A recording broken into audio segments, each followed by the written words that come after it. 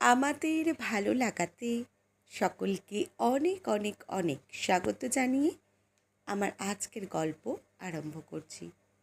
আজকের গল্প সীতাহার। গল্পটি তাহলে শুরু করি। আজ রাত্রে মেজ বউ পিসি শাশুড়ির বন্ধ দরজার সামনে এলো। মাস আটেক আগে সে বন্ধ দরজার ফাঁক দিয়ে খেয়াল করেছিল পিসি শাশুড়ি ঘরের কোণে গোপালের সিংহাসনের পিছন থেকে সন্তর্পণে একটা ছোট্ট সিন্দুকের মতো বাক্স টেনে বের করে কাপড়ের কোণে বাঁধা চাবি দিয়ে খুলে চুপচাপ বসে যেন কি দেখছে। পিছন থেকে ঠিক ঠাউর করতে পারেনি। আনন্দে আত্মহারা মেজবউ বুঝেছিল এ নিশ্চয়ই লুকিয়ে রাখা সেই গয়নার বাক্স, যাতে পিসি শাশুড়ি নিজের গা ভর্তি গয়না রেখেছে। শাশুড়ির কাছে শুনেছে এই দুঃসম্পর্কের গুণবতী পিসি শাশুড়ি সেই যুগে যৌবন বয়সে কার সাথে নাকি ফষ্টি নষ্টি করেছিল, কিন্তু সেই প্রেমিক হঠাৎ ভেগে যাবার পরে উনি আর সেই শোকে বিয়েই করেননি।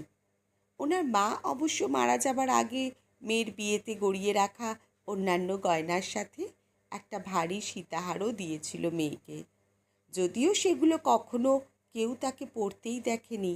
কোথায় রেখেছে কেউ জানেও না। তারপরে বাপের বাড়ির অবস্থা হঠাৎ পড়ে যেতে ওনাকে এই বাড়িতে ঠাঁই দিয়েছিলেন শ্বশুরমশাই। এমনিতেই সে যুগের অক্ষরজ্ঞান থাকায় খুব দেমাক বুড়ির।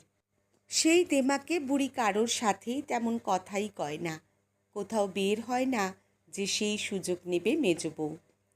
অবশেষে সুযোগ এলো আজ বুড়ি মরতে। শ্মশানে পৌঁছানোর আগেই তার নিরামিষ কাঁসার বাসনকোসন সবাই ভাগ বাটোয়ারা করে নিল। শুধু বুড়ি মরার আগে গোপালের সিংহাসন আর তার পুজোর ভার ছোট বউকে দিয়ে গিয়েছিল। সবাই হাঁপ ছেড়ে বেঁচেছিল তাতে। বাড়ির মধ্যে একমাত্র ছোট বউ পিসি শাশুড়িকে পছন্দ করত।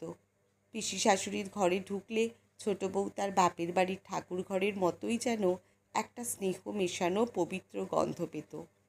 হয়তো সেই টানেই তার এই ভালো লাগা। ছোট বউ ছাড়া বাকি সবাই তন্ন তন্ন করে খুঁজল গয়নাগুলো আর গাল দিল, নিশ্চয়ই কোথাও পুঁতে রেখেছে, জখ হয়ে মনে থাকবে বলে। অন্ততপক্ষে সেই ভারী সীতাহারটা যদি পেত। মেজ বউ কাউকে কিছু না বলে ওত পেতে থাকে। ছোট বউ সিংহাসনে হাত দেবার আগেই কাজ সারতে হবে তাকে। তাই আর দেরি না করে আজ রাতে মেজ বউ চুপি চুপি বুড়ির ঘরে ঢুকতে যেতেই ছোট বউয়ের চোখ এড়ালো না। ভুরু কুঁচকে পিছু নিল সে। মেজ বউ ধীরে ধীরে সিংহাসনের পিছন থেকে খুঁজে বের করল সেই পেতলের গুপ্ত বাক্স।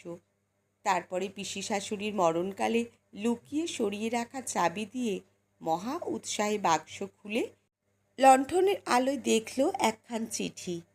শেষে এই রাগের চোটে দাঁতে দাঁত চিপে চিঠিটা ছুঁড়ে ফেলতেই ছোট বউকে পিছনে দাঁড়িয়ে থাকতে দেখে থমকে গেলেও নিজেকে মুহূর্তে সামলে নিল মেজ বউ। মুখ বেঁকিয়ে বলল, হারামি বুড়ি শেষ পর্যন্ত এই গুপ্তধন বেরো হলো। প্রায় দরজা বন্ধ করে লুকিয়ে দেখত বলে আমি ভাবলুম আসলে সব ভাঁওতা, কিছুই ছিল না বুড়ির, বলে মুখ বেঁকালো সে।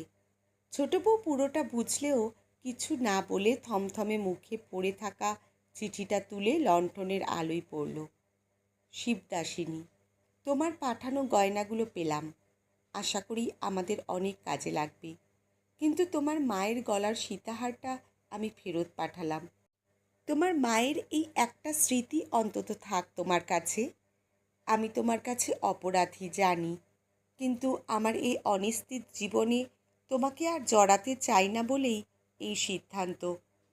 আমার বাম কাঁধে গুলি লেগে বিশ্রী ঘা হয়ে গেছে, অবস্থা ভালো নয়, এখানে ডাক্তারও নেই। জানি না তোমার সাথে আর কখনো দেখা হবে কি না।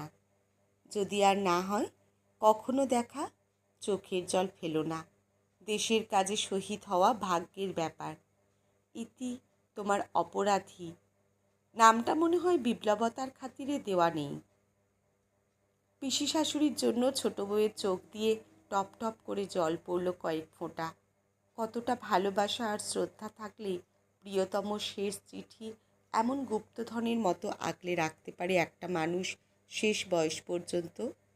মেজ বউ চিঠি হাতে ছোট বউকে কাঁদতে দেখে মুখ বেঁকিয়ে আদিক্ষেতা যত্ত সব বলে লণ্ঠন নিয়ে বেরিয়ে গেল সেখান থেকে। সিংহাসনে বসে পিতলের গোপাল মুচকি হাসল। অন্ধকারে হঠাৎ করে যেন চকচক করে উঠল তার গলায় পরানো ময়লা পড়ে পিতল রং হয়ে যাওয়া বহু বছরের পুরনো সীতাহারটা, যা কাগজের ফুলের মালার সাজে চাপা থাকে সব সময়। আজকের গল্প এখানেই সমাপ্ত। কলমে ঝুম্পা মণ্ডল, পাঠে জয়তী। ধন্যবাদ।